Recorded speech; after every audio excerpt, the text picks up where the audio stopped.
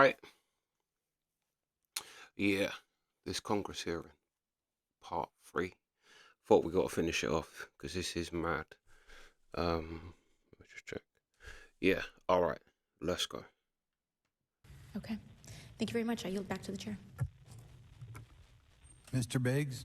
Thanks, Mr. Chairman. I thank the witnesses for being here today. I'm over here. Thank you so much for being here. I want to get into specifics here, and the reason I'm going to go this way is because you've talked a bit about what I would call misdirection by official U.S. government with regard to UAPs, right? And so I'm going to get to that in a second. But last week, White House NSC spokesman John Kirby stated that UAPs are having an impact on our training ranges and need to be treated as a legitimate issue. Do you concur with his statements? That's for each of you. Yes. Yes. Yes. Okay. Now, having said that, I'm going to take you to specific instances around the Phoenix Valley, because that's where I live. And in '97, we had the famous Phoenix Light case. I don't know if any of you are familiar with that. There were two things that went along with that, and the explanation was military training range off Luke and the Barry Goldwater Range. Do you know anything different other than the official explanation of those lights? Only what's in the public vernacular about it. That was outside the scope of my duties. And if we wanted to, just my question along with my colleague from New York, Ms. Ocasio-Cortez, if we wanted to find out more about that, where would we go to find the files, and who would we address? And are you going to tell me we need to go to a SCIF so you can tell us in a SCIF? I could potentially give you a vector on that. That specific case, I'm familiar with it in terms of public, but I give you a vector in closed environment, yeah. That would be good, thank you. So if it's true that UAPs are having an impact on training ranges, and this administration considers it to be a legitimate issue, what steps can Congress take to address training range impacts? And I say that having two very large training ranges in my state. And so we'll start with Mr. Graves and go on down the panel. Some of the initial procedures have been implemented, such as within the United States Navy, that have a range failure report that gathers information from pilots. I understand that a service-wide reporting mechanism is still pending. However, that would be a great next step, not only for gathering information, but for showing the troops that it is an acceptable topic and reducing the stigma. Okay, please, all of you continue.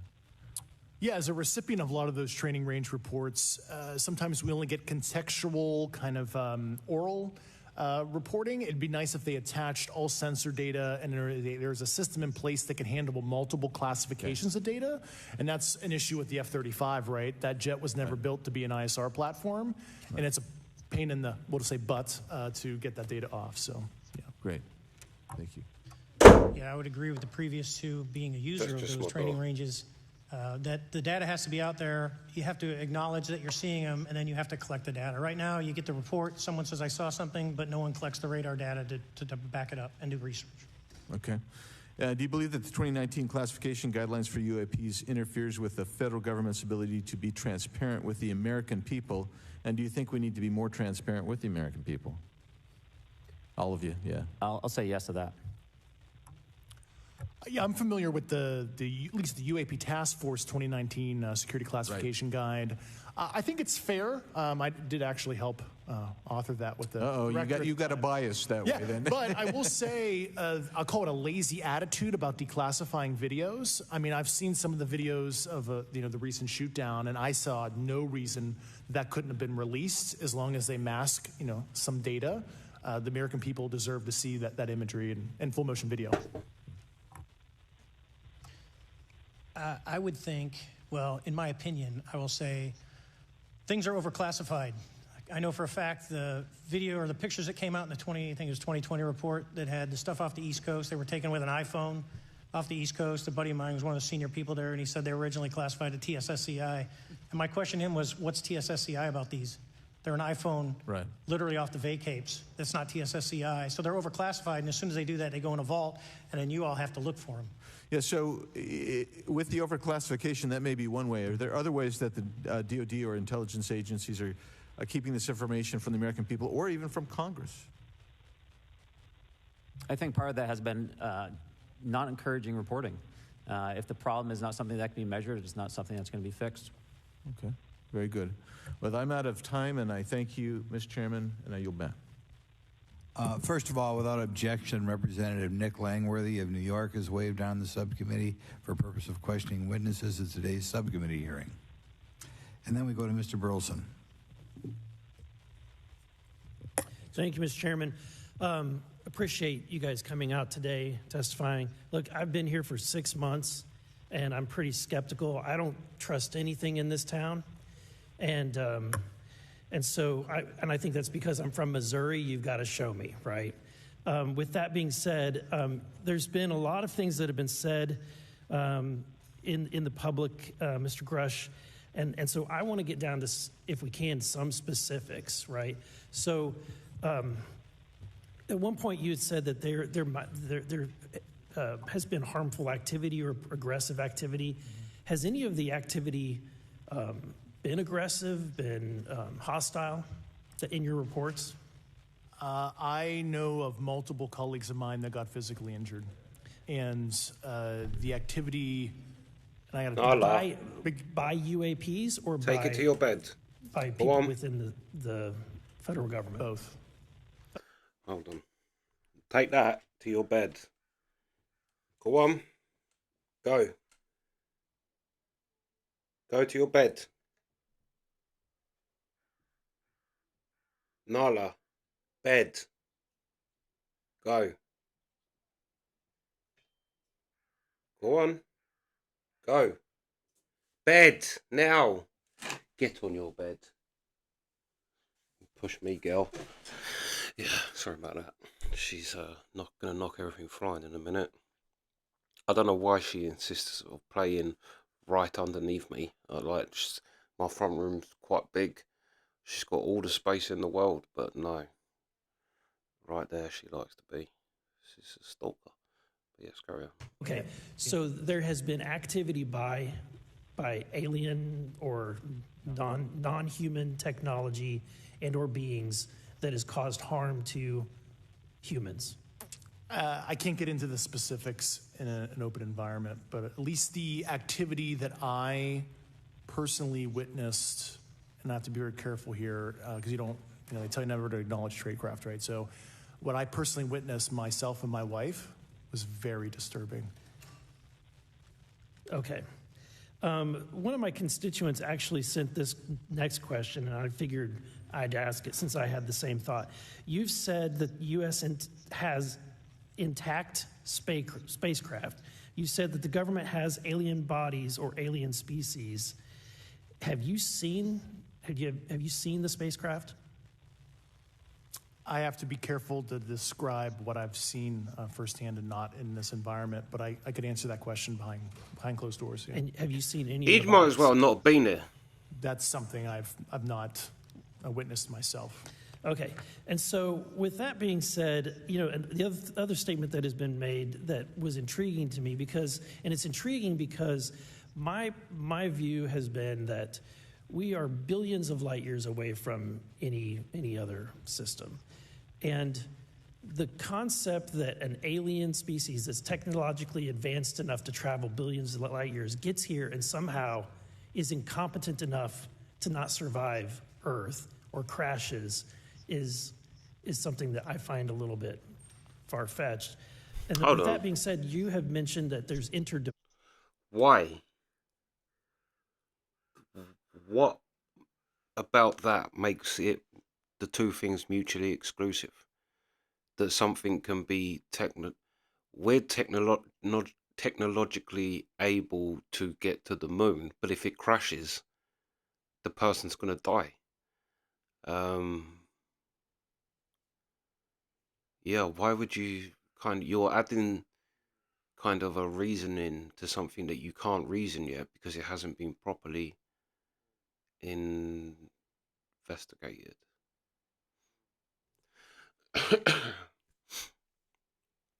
See what I mean? that why just because they're so advanced they wouldn't die in a crash of their ship if they are a being, or whatever they are. Why wouldn't they die? They surely have to die. And that could be a reason for why they don't. Although I think it's not a case of they're here to attack us, because I think pretty much most people have said if they wanted to, it's a done deal. Like if they wanted to take over, they could.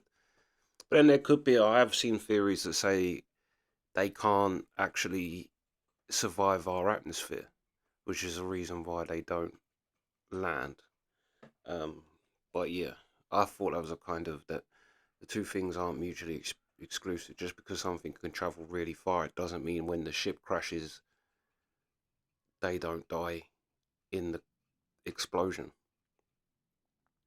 The other thing is it could be an atmosphere thing, an atmosphere that they're not kind of, it doesn't happen on. You don't know. It could be anything.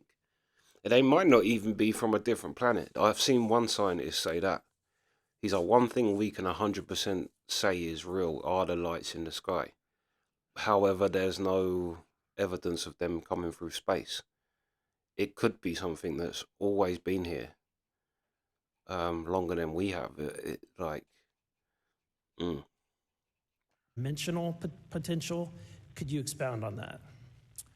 Yeah, to answer your first question, and I'm here as a fact witness and expert, but I will give you a theoretical framework, at least to work off, to kind of espouse crashes, regardless of your level of sentience, right? Planes crash, cars crash, n number of sorties, however high, a small percentage are going to end in mission failure, if you will, as we say in the Air Force.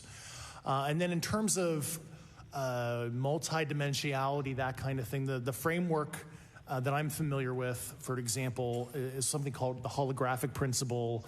It derives itself from general relativity and quantum mechanics, and that is, if you want to imagine a 3D object such as yourself casting a shadow onto a 2D surface, that's the holographic principle. So you can be projected, quasi-projected from higher dimensional space to lower dimensional. It's a scientific trope that you can actually cross, literally, as far as I understand, but there's probably guys with PhDs that we could probably argue about that. But you have not seen any documentation that that's what's occurring. Only a theoretical framework discussion. Yes. Okay. That's actually what I think, to be honest. I think it's more interdimensional. I think angels, aliens, demons, whatever. I think it's all the same thing, and I think it's just something that it's not necessarily that they're coming through. The other thing it could be, which I've heard a good theory of, is us in the future. There's something we do round about now, probably a nuclear war, causes, what's the film, Mad Max? With After the Apocalypse? That's that, isn't it? It could cause that. And kind of in the future, they've invented a time machine to come back before humans destroyed the planet with nuclear war. So it could be us, because I've seen people say the typical grey alien with the big head and the eyes. It says if you take like, if we did come, but let's not even say if we come from monkeys. Let's say humans, like Vikings, would have been naturally stronger than what we are today, just because we don't live lives that are physical, really. Like people go to the gym and things like that, but that's because their actual day-to-day life isn't physical. They sit in an office, they drive a lorry. Do you know what I mean? Very few people, well, you'd get bricklayers and what have you, but then they're going to be stronger naturally than someone who doesn't do that all day. It's like, as over time, and we don't work physically as much, but more mental. So it could be a case of that the grey aliens with the really small bodies and the massive heads are us in the future. Us in a billion years, what we're going to evolve into, where we stop using the use of using our body for physical strength is lessening already. And if it carries on, we're going to get weaker and weaker, but our brain will get bigger and bigger and bigger, so you'll need the bigger head to accommodate it. Which I think that's a good theory too, that they're not aliens, they're us from the future. But again, this is all just kind of theory. Nala, is that your ass? That was lethal. Okay. Occam's razor is that these aircraft, have they been identified that they are being produced by domestic, military and contractors? Is there any evidence that that's what's being recovered? Not to my knowledge, plus the recoveries predate a lot of our advanced programs that I previously am witting of. So, would it be safe to say that there could be a scenario today where you have an aircraft that crashes and because it's been involved in one program from one federal agency, and but the agency that retrieves it is not aware of that program, and to them it appears alien in origin? I mean, that's a hypothetical situation. I'm not aware of any historical situation that would match that you described. So you're not aware, it has not happened that you're aware of? That I'm aware of. Thank you, Mr. Chairman. I yield back. Well, that's the thing. It's 100% not. Oh, it could be American though. It could be American. But then they happen all over the world. But like these people say, I've heard Commander Favor say, that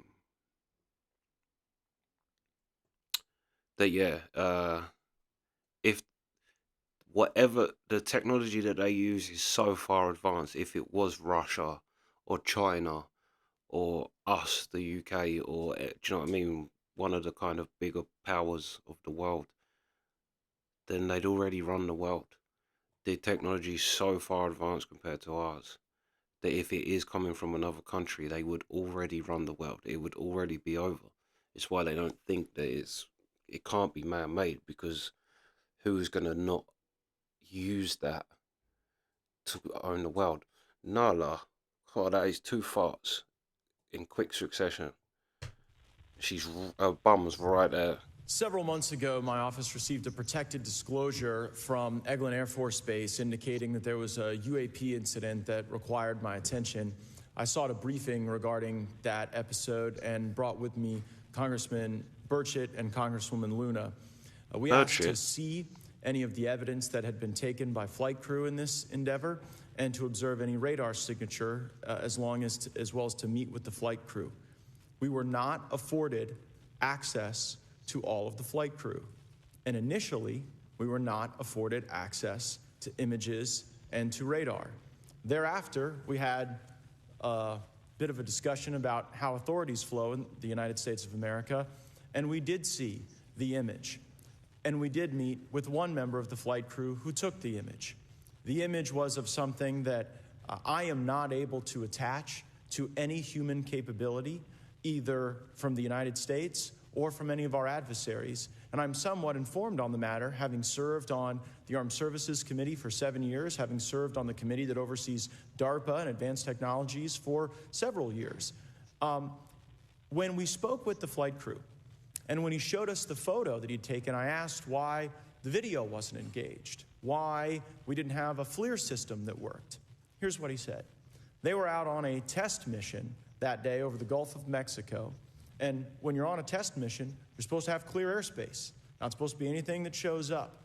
And they saw a sequence of 4 craft in a clear diamond formation for which there is a radar sequence that I alone have observed in the United States Congress. One of the pilots goes to check out that diamond formation and sees a large floating, what I can only describe as an orb. Again, like I said, not of any human capability that I'm aware of. And when he approached, he said that his radar went down, he said that his FLIR system malfunctioned, and that he had to manually take this image from one of the lenses, and it was not automated in collection, as you would typically see in a test mission. So I guess I'll start with Commander Fravor. How should we think about the fact that this craft that was approached by our pilot had the capability of disarming a number of the sensor and collection systems on that craft. Hold that thought. But yeah, that's good. And it's kind of good that, like, Congress, these people are like going to be skeptical. And the fact that, like, I always say that like, even things like, even something down to racism, the more you ban and stop racism, it kind of, if you ban anything, it makes people think, well, why are you banning it? And makes people actually want to know more about it, and want to know why these people that govern our lives deem us not worthy to hear it or see it or know. So I think, yeah, with Congress, they may have initially had a kind of, all right, we'll do this thing, we'll do a little bit of research. And then once you keep getting nowhere, you just keep hitting brick walls everywhere you turn, it's going to go, well, what is going on then? Something's going on, like whether it's aliens or not, something's going on that the American government seem to know about. I think all governments do. I'm pretty sure all governments have a paranormal and supernatural thing. Nala, get away from the wire. Go away from the wire. You picked the most awkward place to play with your toys. But yeah, I need a coffee before we carry on. So yeah, hold that thought. All right. Yeah, let's carry on. Well, I think this goes to that national security side, and you can go back through history of things showing up in certain areas and disabling our capabilities, which is disheartening. And for us, I mean, like I said, it completely disabled the radar on the aircraft when it tried to do it, and the only way we could see it is passively, which is how he got that image. So I think that's a concern on what are these doing, not only how do they operate. Yeah, the story over here is the three lights turn up at the gate of a military base in our country.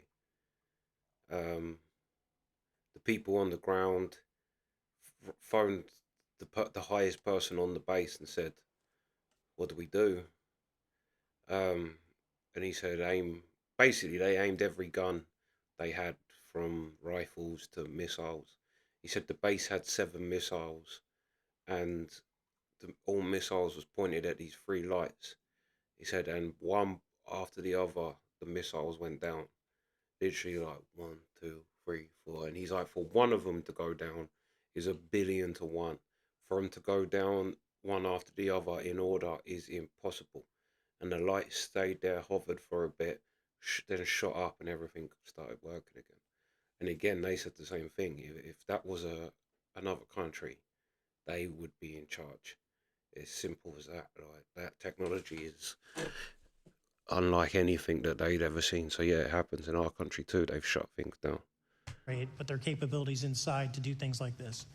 And how should we think about 4 craft moving in a very clear formation, equidistant from one another, in a diamond? In all of the phenomenon, perhaps, Mr. Grave, that you've analyzed, have we ever seen multiple craft in a single formation? I have one particular case, and that was during the gimbal incident. The recording on the AT FLIR system shows a single object that rotates. You hear the pilots refer to a fleet of objects that is not visible on the FLIR system, and that was something that I witnessed during the debrief as part of the radar data on the situational awareness page. I would like to add, however, Congressman, there's a small bit of anger, I would say. I would feel that those pilots are still facing that difficulty in reporting this topic, and they don't have the tools to be able to mitigate this issue. It just goes to show how serious this is and why this is such an important issue for our pilots and for our nation. It was stated explicitly to me by these test pilots that if you have a UAP experience, the best thing you can do for your career is forget it and not tell anyone. Because any type of reporting, either above the surface or below the surface, does have a perceived consequence to these people, and that is a culture we must change if we want to get to the truth. Mr. Chairman, I would observe that perhaps as we move forward from this hearing, there are some obvious next steps. Every person watching this knows that we need to meet with Mr. Grush in a secure, compartmentalized facility so that we can get fulsome answers that do not put him in jeopardy and that give us the information we need. Second, I would suggest that the radar images that were collected of this formation of craft out of Eglin Air Force Base, and specifically the actual image taken by the actual flight crew that we can actually validate, be provided to the committee, subpoenaed if necessary, so that we're able to track how to get this type of reporting and analysis done in a more fulsome way. That would be my recommendation, humbly, as a guest here of the Fine Oversight Committee. I yield back. Ms. Mace? Thank you, Mr. Chairman, and good morning to our witnesses who are testifying today. I want to thank each of you for being here to discuss a topic of grave importance to our national security. Earlier this year, a Chinese spy balloon was shot down off the coast of my home state of South Carolina. Since the Roswell incident in 1947, many Americans have wondered about the dangers of unknown objects crisscrossing our skies. Whether these are UAPs or weather phenomena, advanced technology from American allied or enemy forces, or something more out of this world. So my first question, I have several questions, and if we can just be quick on these first two, I'm going to ask each of you the same question, and then I'll get to each of you individually. The first one, when you reported your experiences with a UAP, did any of you face any repercussions with your superiors, yes or no? No. No. I've actually never seen anything personally, believe it or not. So. All right. And then do you believe there's an active disinformation campaign within our government to deny existence of UAPs, yes or no? I don't have an answer to that. As previously stated publicly, yes. I think previously with like Project Blue Book, yes, but currently I don't speak for the United States government. Okay, thank you. I have a few questions for Mr. Graves. What percentage of UAP sightings, in your belief, go unreported by our pilots? This is an approximation based off of my personal experience speaking with a number of pilots, but I would estimate we're somewhere near 5% reporting, perhaps. So like 95% basically don't report seeing UAPs? That's just my personal estimate. In the incident off Virginia Beach, do you believe the Navy took the danger to your aircraft seriously after it was reported? Absolutely. A few questions for Mr. Favor. As an expert naval aviator, have you ever seen an object that looked and moved like the Tic Tac UAP? No. Did the Tic Tac UAP move in such a way that defied the laws of physics? The way we understand them, yes. Many dismiss UAP reports as classified weapons testing by our own government, but in your experience as a pilot, does our government typically test advanced weapon systems right next to multi-million-dollar jets without informing our pilots? No, we have test ranges for that. That's a good point. It took over 15 years for your encounter. That's a very good point. I didn't think of that. Is that if that was American advanced technology, why would they put it there? Unless they want to see its capability, but why would they risk that? I suppose you could say, yeah, unless they just wanted to test it against a jet. Can it scramble its radar? Can it, do what they want it to, basically? But still, I don't think so. With the Tic Tac to be declassified, do you feel there was a good reason to prevent lawmakers from having access to this footage? No, I just think it was ignored when it happened, and it just sat somewhere in a file. Never got reported. In a drawer. It happens a lot up here. Shocker. Mr. Grush, a couple of questions for you too, sir, this morning. What percentage of UAPs do you feel are adequately investigated by the U.S. government, of the 5% that are reported? I can only speak for my personal leadership over at NGA. I tried to look at every report that came through. This mate is getting, we understand you can only speak for your personal experience. You've said that to the answer to every single question. Just answer the question. He's the most frustrating one. That I could triage, so. Do you believe that officials at the highest levels of our national security apparatus have unlawfully withheld information from Congress and subverted our oversight authority? There are certain elected leaders that had more information that I'm not sure what they've shared with certain Gang of Eight members or et cetera, but certainly I would not be surprised. Okay. You've stated that the government is in possession of potentially non-human spacecraft. Based on your experience and extensive conversations with experts, do you believe our government has made contact with intelligent extraterrestrials? Something I can't discuss in public setting. Okay, I can't ask when you think this occurred. If you believe we have crashed craft, stated earlier, do we have the bodies of the pilots who piloted this craft? As I've stated publicly already in my News Nation interview, biologics came with some of these recoveries. Yeah. Were they, I guess, human or non-human biologics? Non-human, and that was the assessment of people with direct knowledge on the program I talked to that are currently still on the program. And was this documentary evidence, this video, photos? Now I can see why he's a bit more standoffish with sharing, if he's sharing information that people that are still in the midst of that monster. Yeah, you can't kind of betray their... Yeah, I get, yeah. But yeah, let's go. Eyewitness, like how would that be determined? The specific documentation I would have to talk to you in a skiff about. Gotcha. Yeah. Okay. So, and you may or may not be able to answer my last question, and maybe we get into a skiff at the next hearing that we have, but who in the government, either what agency, sub-agency, what contractors, who should be called into the next hearing about UAPs, either in a public setting or even in a private setting? And you probably can't name names, but what agencies or organizations, contractors, et cetera, do we need to call in to get these questions answered, whether it's about funding? Go on then. Go on then. Oh gosh, she sits by the side of my bed looking at me until I tell her that she can get on the bed. I don't know why, that's never been a thing I've taught her. She just does it. She won't come on the bed unless I say, or go on there unless I say, unless I'm not in the room, and then she goes on there. But yeah, if I'm in there, she won't go on the bed. Sorry. What programs are happening and what's out there? I can give you a specific cooperative and hostile witness list of specific individuals that were in those. And how soon can we get that list? I'm happy to provide that to you after the hearing. Super. Thank you. And I yield back.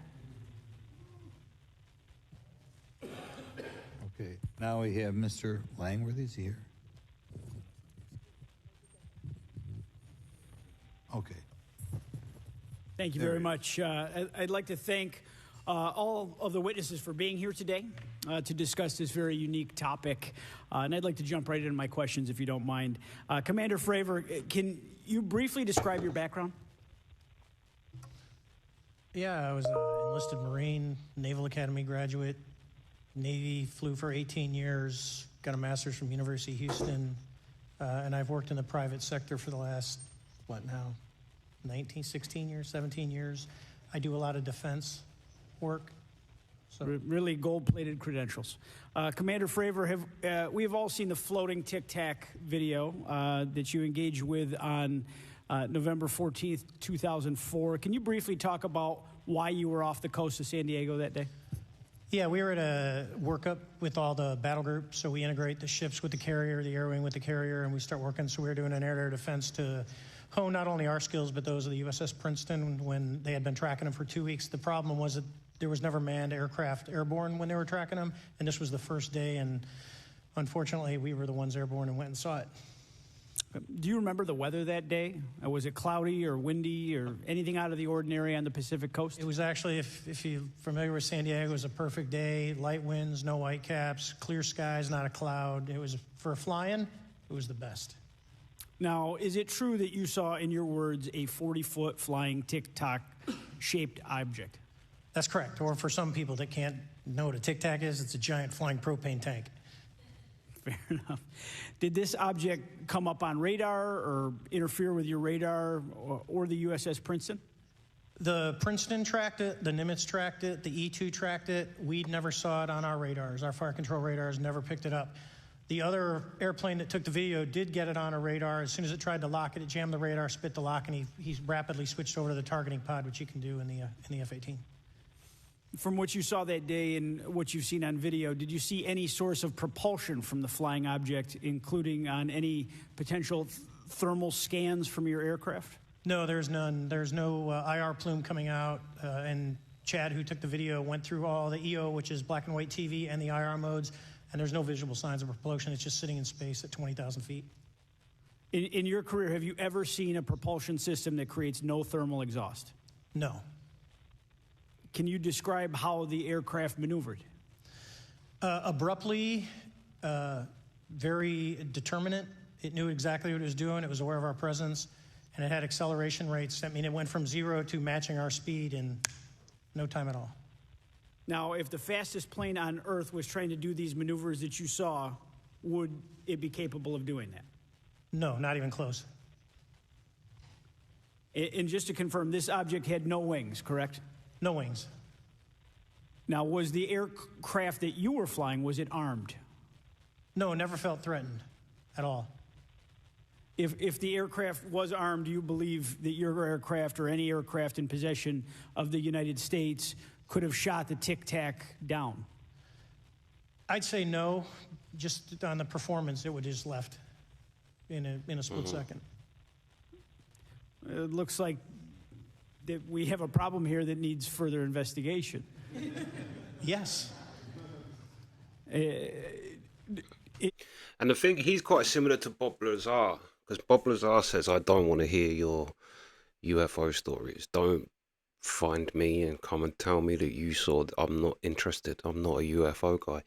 And Bob Lazar's whole thing is like, he was just disappointed he got kicked off the whatever thing he was on. He's like, because to have your hands on that technology, like, basically Bob Lazar is a nerd. He's a geek that just is into that.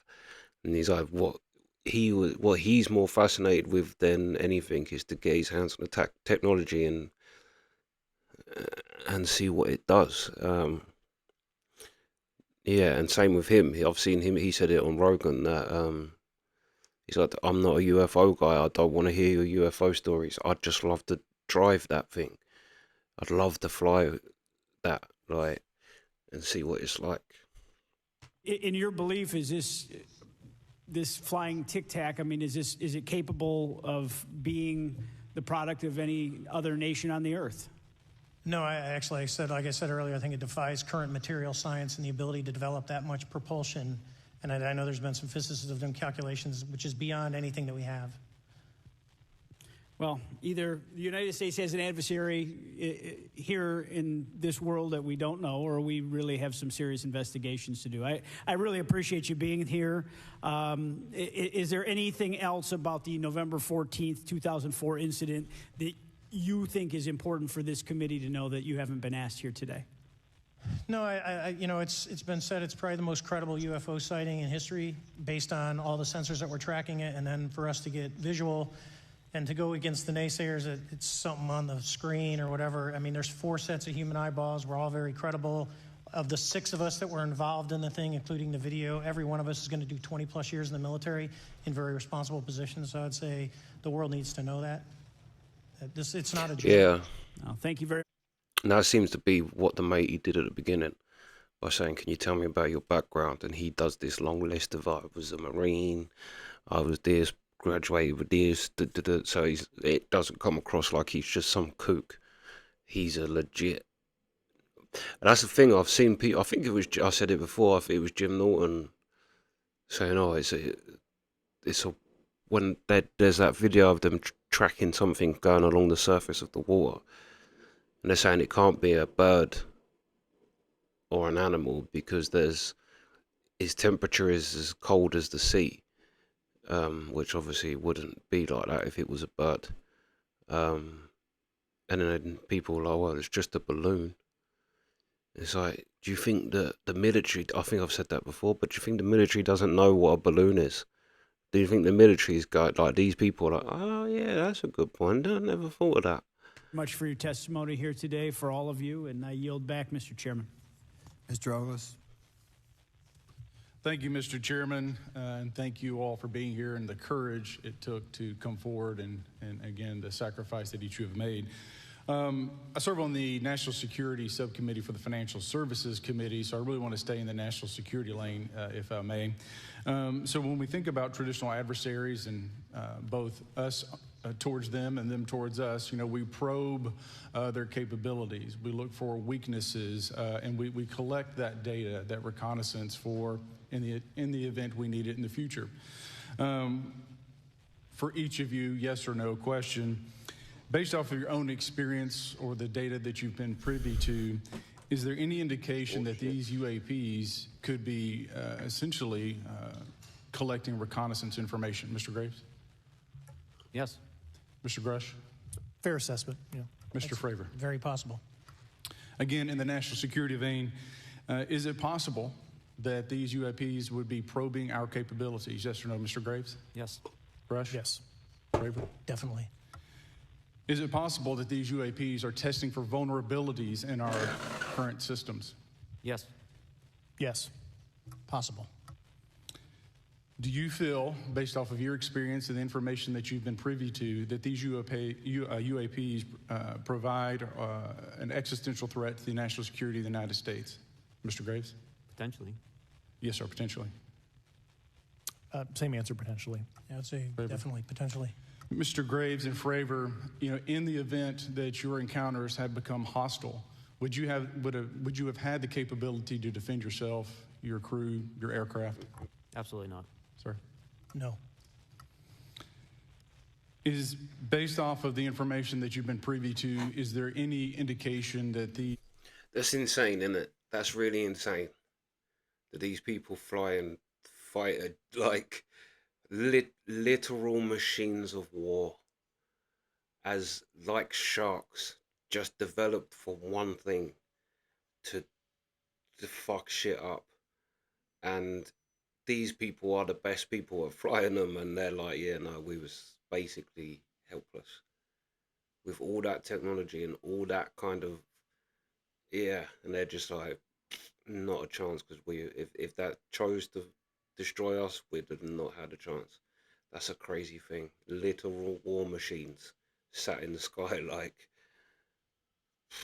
we're done. If that decides, just if that decides, it literally is like having a tiger as a pet or something. If it decides, it's like, yeah, you're done. these UAPs are interested in our nuclear technology and capabilities? Yes. By external observation, sure, that could be a fair assessment, yeah. Yes. Is there any indication that the Department of Energy is involved in UAP data collection and housing? I don't have an answer. I can't confirm or deny that in a public setting. And could you do it in a secure setting? Yes. Mr. Fravor? No, I don't know. Mr. Chairman, you know, I think I'm the last member to go, but there clearly is a threat to the national security of the United States of America. As members of Congress, we have a responsibility to maintain oversight and be aware of these activities so that, if appropriate, we take action. I would encourage the chairman to demand that we have any and all, but in particular Mr. Grush, talk to us in a skiff. And if that access is denied, I will personally volunteer to initiate the Holman Rule against any personnel or any program or any agency that denies access to Congress. Mr. Chairman, with that, I will yield the remainder of my time to my fellow colleague from Tennessee, Mr. Burchett. Yeah, stop there again. I don't think these aliens is a threat. If it is aliens, whatever these lights are, I don't think they're a threat, because it seems like they've been here for years. It seems like at least because you have the Foo Fighters during the Second World War, the pilots reported seeing these craft and they thought it was Nazi. So we know they've at least been there. Plus, like, there's a real good chance that these aliens, because if you go back to the Sumerian tablets where they have the solar system marked out, before we even knew, like I said before on something else, that we only found Pluto in like the 70s. I'm sure it was Pluto. We only found that in the 70s, but yet the Sumerians thousands of years ago had the solar system drawn perfectly with the sun in the middle, planets going around it. So there's a very good chance that they've been here for thousands of years. Why do we think that that would make them hostile? I think it's more a case that we are hostile, and that maybe it's a case that they realize that pretty soon we're going to be a what do they call it? I suppose an extraterrestrial civilization at some point. We are going to be able to go further and further into space.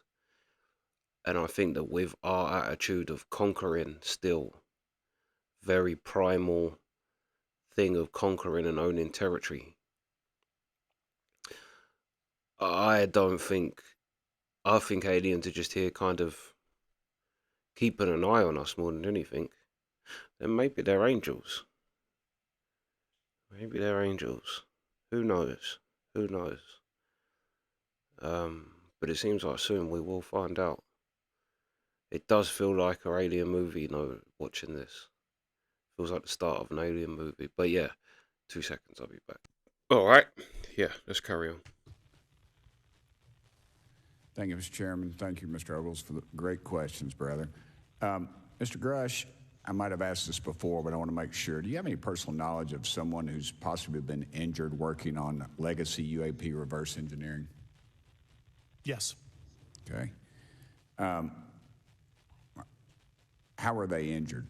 Is it something like a radioactive type situation or something we didn't understand? I've heard people talk about Havana syndrome type incidences. What was your recollection of that? I can't get into specifics, but you can imagine assessing an unknown unknown. There's a lot of potentialities you can't fully prepare for. How do you think we ought to handle UAP whistleblower complaints like yours in the future? Yeah, there was some issue with mine. So, PPD-19 process, it goes to the Intel committees, either through PPD-19 or ICD-120. There's not a good way for the Intelligence Community Inspector General to provide that to other committees. And I asked my information to be sent to the House and Senate Armed Services Committee because there are Title X equities at play, but there was no smooth process to do so. Yeah. That's a trash can. Are you aware of any individuals that are participating in reverse engineering programs for non-terrestrial craft? Personally, yes. Do you know any that would be willing to testify if there were protections for them? Certainly closed door and assurances that breaking their NDA, they're not going to get administratively punished for so. Yeah. I yield, Mr. Chairman. Thank you. I'm going to do something a little bit out of the ordinary here.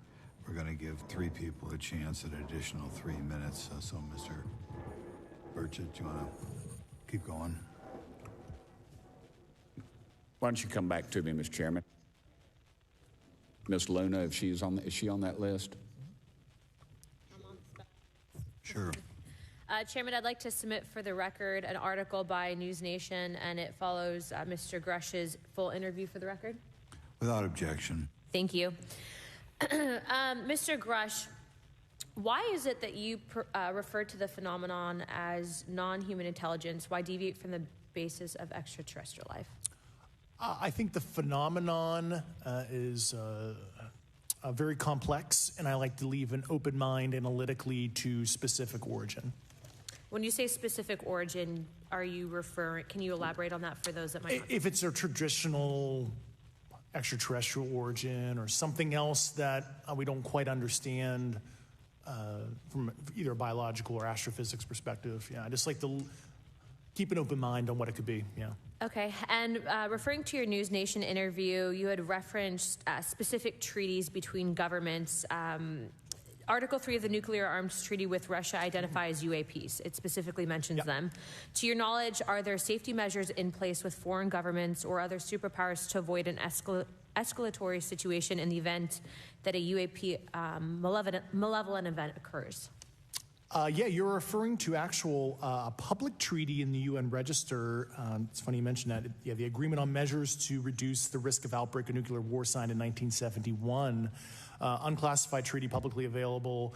And if you cite the George Washington University National Security Archives, you will find the declassified in 2013 specific provisions in the specific red line flash message traffic with the specific codes pursuant to Article 3 and Article, also Situation 2, which is in the previously classified NSA archive. What I would recommend, and I tried to get access, but I got a wall of silence at the White House, was those specific incidents when those message traffic was used. I think some scholarship on that would open the door to a further investigation using those publicly available information. Thank you. And then my last question with 51 seconds remaining.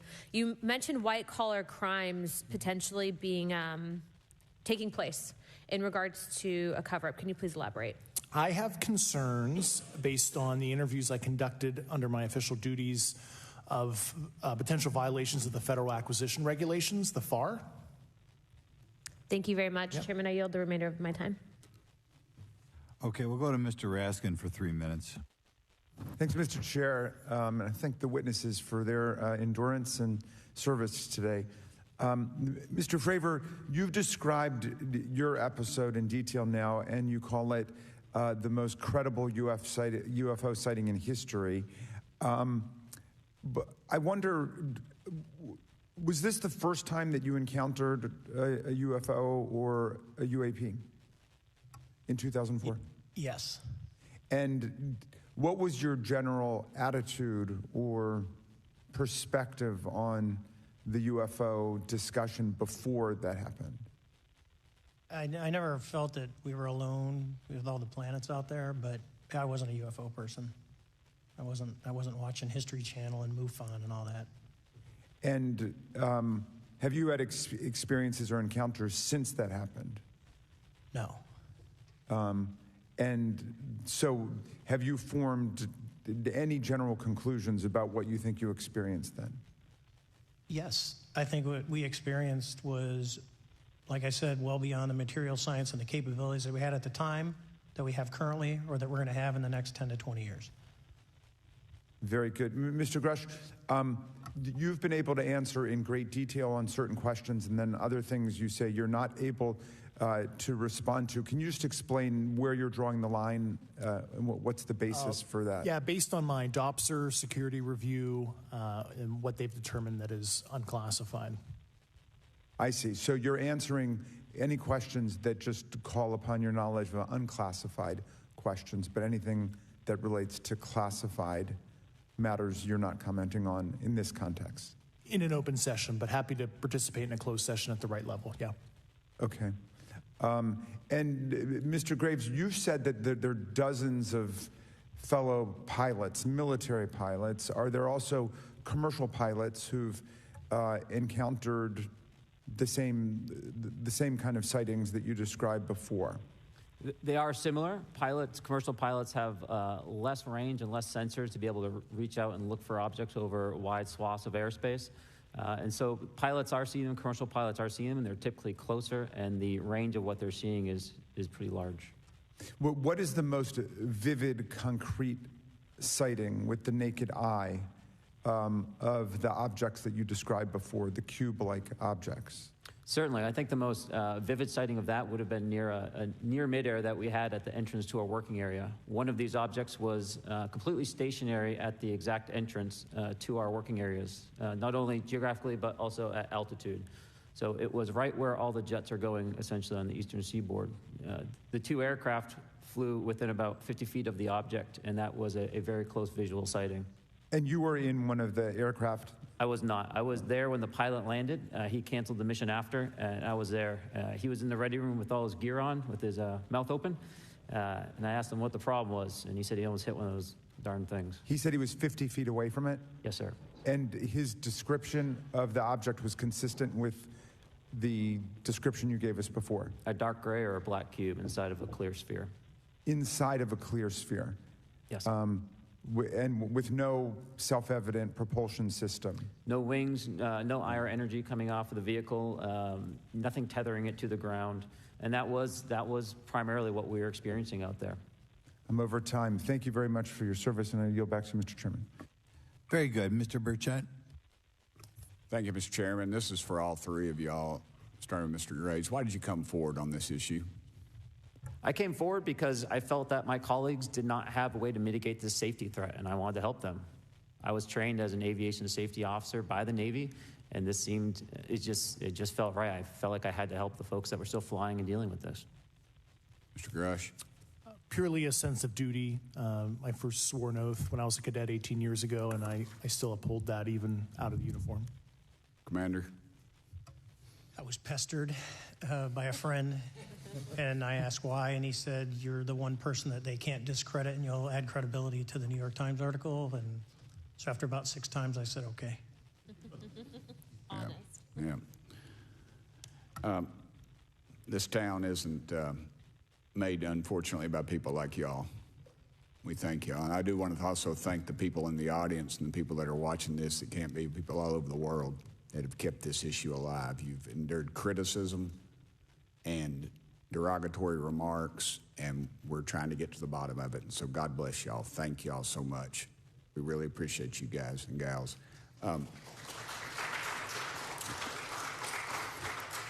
That's why we need term limits. Y'all keep clapping, us politicians just keep talking. So let me ask y'all, how can the public contribute to UAP reporting, and what avenues you think are available to the public to report these sightings? Well, right now, I don't think there is a lot of public options for every man to be able to report on this. I think even for professionals that have sensor data that are seeing these on a regular basis, they're still hesitant to come forward.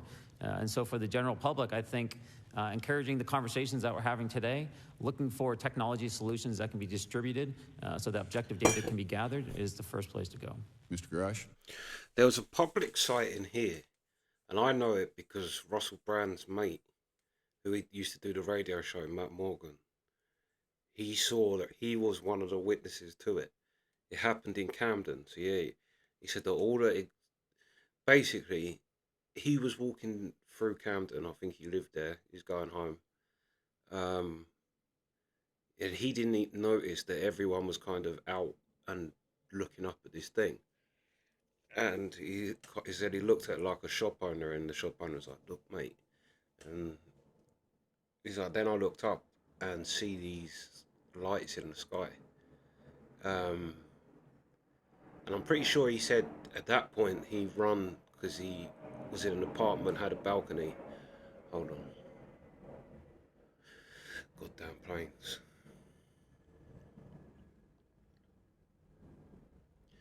But yeah, he said he was in he run up to his flat, went out on the balcony, and by the time he got there to take a picture, they'd gone. But they said he saw basically fighter jets chase the lights away, and they kind of just shot off, and fighter jets went after them. And he said, he was like, I literally thought that this is going to be huge news. He's like, because probably about 100 people in that street saw it. Everyone was looking up, and everyone saw it. And then nothing. And the only thing that is known about it is one article, I think in a local Camden newspaper. So look up that newspaper of yeah. So that was a mass sighting in our country that didn't get researched, or well, I suppose it did, but the public never knew about it. But yeah, hold on, 2 seconds. Yes, carry on. I'll just touch on the whistleblower side of it. I do encourage, current and former military, intelligence community, and industry contractors to come forward in a legal way, either through the IC or DoD or whatever the cognizant IGs are, to lead, join me in this discussion. Commander, and I guess I should say this for the record. My daddy was United States Marine Corps, 1st Marine Division. So, Hoorah. yes, sir. He was old school, him and Chesty Puller on Peleliu. So thank you, wow. brother. Wow. Yes, sir. I'm not anything like my daddy. He was incredible. I'm very mediocre, to say the least, but go ahead. You seem to be doing fine. Yeah. For me, I was an accident investigator, so the biggest thing that you learn, and I think that witnesses need to do is, one, don't try and make the fish bigger than it was. Stick to the facts, write it down, and don't speculate what you think it is because it will sway your decision. Just write the facts down. We can get all the facts together, and we can start to investigate and get a real honest story instead of it was this big. Thank you all, and I want to thank everybody. We made history today. That's true too. That's two great statements back to back. This is definitely in a historical moment, but that's a great point too with civilian sightings. Don't exaggerate how big. I've never heard that saying before. That's a great saying. Don't exaggerate how big the fish is. Just say the facts. This is what you saw. And also don't try and guess what it is because it will skew your decision and it will skew your telling of it, and because everybody wants the biggest, best story. Mr. Chairman, I yield. Thank you much, Mr. Garcia. Thank you. I know now we're going to be making some closing remarks, and so I just wanted to say a few things. First, to our witnesses, I want to thank all of you for being here with us today. I know that it takes a lot of courage. You're telling really important information to this committee, and I just want to thank you also for all three of you, your service to our country. I also want to just note that today's hearing was both important but also serious, and I want to thank our subcommittee chairman, Mr. Grothman, I think for running a very fair and substantive hearing. I do want to thank the committee staff on both sides for the amount of work that it took to put this hearing in place, and certainly to all the members that have been involved in this issue prior to the hearing. I also want to note for our witnesses and for the public that I'm a freshman member of Congress, and I've only been here for 7 months, but this is by far the most bipartisan conversation and discussion that I have seen happen in the Congress. And I think that a topic of this significance as it relates to our national security, as it relates to information that we're trying to gather for the American public, does bring people together, and I think that's been really great to see. I think it's also important to note for the public, today in our hearing, we had on our side also both our full ranking member, which is Mr. Raskin, and our vice ranking member, which is Ms. Ocasio-Cortez, both here at our hearing. I think it shows the importance and seriousness that our side of the aisle is taking to this important hearing, but also to the broader issue as it relates to working with our Republican counterparts on this committee. I want to additionally add that I think it's really important that we have and continue these discussions and these hearings. Clearly, there's a lot of information that we don't know, but it's also very clear that we have to continue our investigation and accountability on asking the right questions and ensuring that they're part of the public record. One thing that was important today is some folks might wonder, why are we asking questions that might already be out there or that have been asked before? It's important that they're asked and put into the public record as it relates to this committee. And so I want to thank you for, answering some questions multiple times. I know not just in maybe meetings you had with some members, but also here in the public.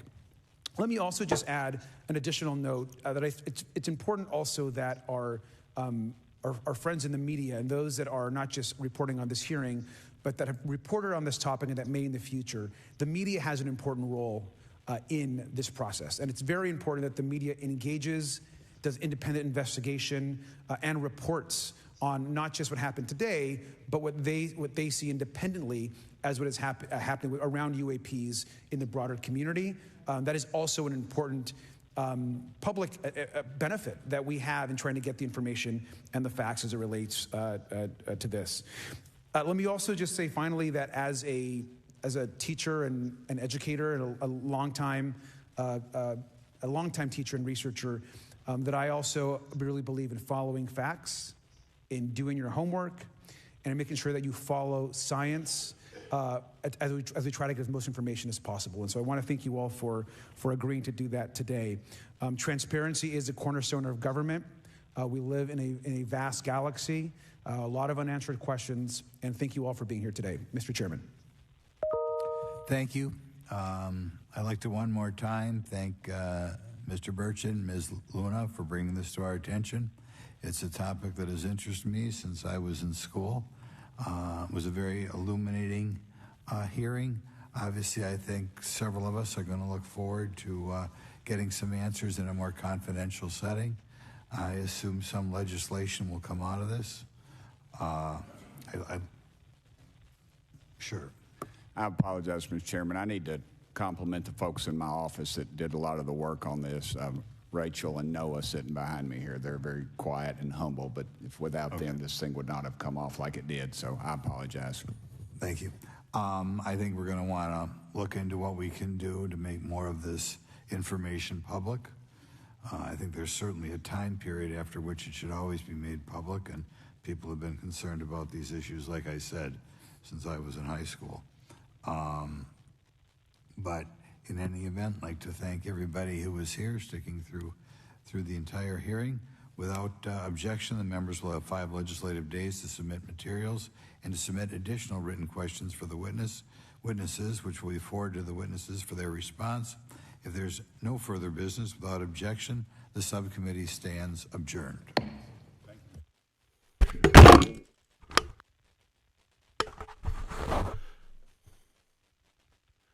Yeah, that was great. That was great, and it was, I don't know which one of them said it, but that was a definite historical moment. And it'll be interesting because I watched a little clip that went around last time I reacted to it. It was like 8 months ago, maybe. And now they've done a whole hearing on it. It's so good. And God bless America for actually doing it and kind of having the balls to do it, I suppose. Because, yeah, I know it's not your government, but still, you know that people that can kind of make shit happen are now interested. And I do think that turning these people away is a very bad... I think if you wanted to keep it quiet, a better thing to do would be to give them some false information rather than saying, oh no, we can't give you that. Because, yeah, it's that just raises all type of red flags. Like, why can't you give me that? Like, there has to be something then. There's something you know and you don't want to say. But yeah. And also, I'm sorry to Patron Annie, because she said that because it's my fault that she started to get into aliens or UFOs from this, because she watched me react to this. So I do apologise for anyone who now has an interest in aliens. But it's interesting, and it's a very interesting time. I think I said it before again on one of these parts. It's a very interesting time we live in. Very interesting time.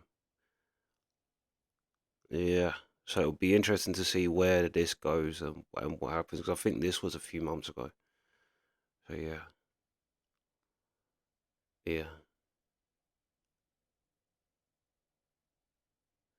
Yeah, fire. That was fire. That was hot. That was good. But yeah. Reaction adjourned. Seeing as we're doing it like them. Reaction adjourned.